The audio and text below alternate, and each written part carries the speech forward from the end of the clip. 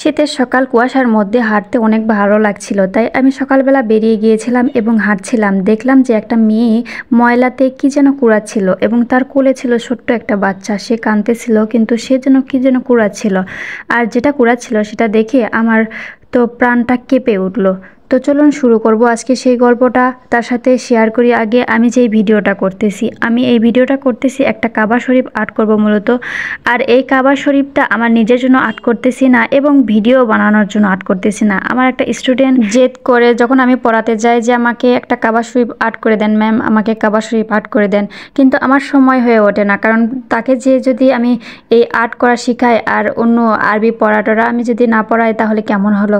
তো তার কারণে আমার এতদিনে ও তাকে আর্ট করে দেওয়া হয়নি। কিন্তু আমি তাকে বলেছিলাম যে তুমি যদি ভালো পড়তে পারো তো তোমাকে আমি ছোট্ট করে একটা কাবা আর্ট করে দেব।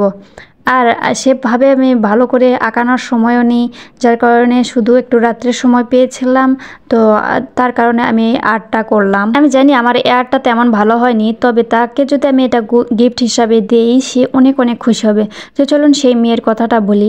আমি যখন কুয়াশার মধ্যে হাঁটছিলাম, তো হাঁটতে দেখি একটা মেয়ে ময়লার স্তূপ থেকে যেন কী যেন কুড়াচ্ছে এবং তার কোলে আছে ছোট্ট বাচ্চা।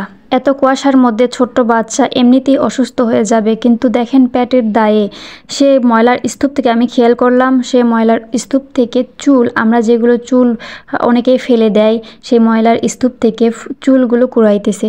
সেই চুলগুলো বিক্রি করবে এবং সে পেটের খিদা নিবারণ করবে। দেখে এতটাই খারাপ লাগলো যেটা আমি বলে বোঝাতে পারবো না, যে এত ছোট বাচ্চা নিয়ে কান্না করতেছে কিন্তু পেটের দায়ে সে ময়লার স্তূপে খুঁজতেছে চুল, একটু খিদার নিবারণ করবে। আমরা দান করি, এমন মানুষকে দান করি যার দান নেওয়ার যোগ্যতা নেই, যে কামাই করতে ইনকাম করতে পারে তাদেরকে দান করি, কিন্তু এরকম মানুষকে খুঁজে খুঁজে যদি দান করতাম তাহলে এই মানুষগুলোর এত কষ্ট হতো না। কিন্তু আমার কথা হচ্ছে যে এই মানুষগুলো এত কষ্ট করতেছে। আমি একবার নিজের দিকে তাকালাম যে আমাদের কত আবনাস, আমরা এই নেই সেই নেই, আমাদের এটা নেই সেটা নেই, কত আবনাস। কিন্তু এই মেয়েগুলো, এই মানুষগুলোর দিকে তাকান, আপনার জীবনের সব আবনাস মিটে যাবে। আমরা ওদের থেকে কত ভালো আছি তাও শুকরিয়া আদায় করি না।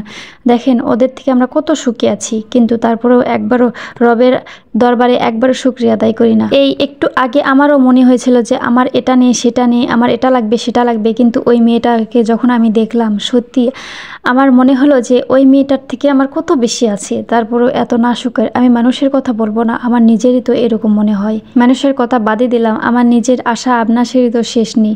কিন্তু ওই মেয়েটার দিকে যখন তাকালাম তখন মনে হলো যে এই দুনিয়া কি, এই দুনিয়া ছেড়ে একদিন যেতেই হবে। আর ওই মেয়েগুলোরা কত কষ্ট করে জীবন পার করছে, আর আমরা এত সুখে থেকেও আল্লাহর শুকরিয়া আদায় করতেছি না। আল্লাহ সবাইকে বোঝার তৌফিক দান করুন। আর সম্পূর্ণ ভিডিও দেখার জন্য ধন্যবাদ সবাইকে।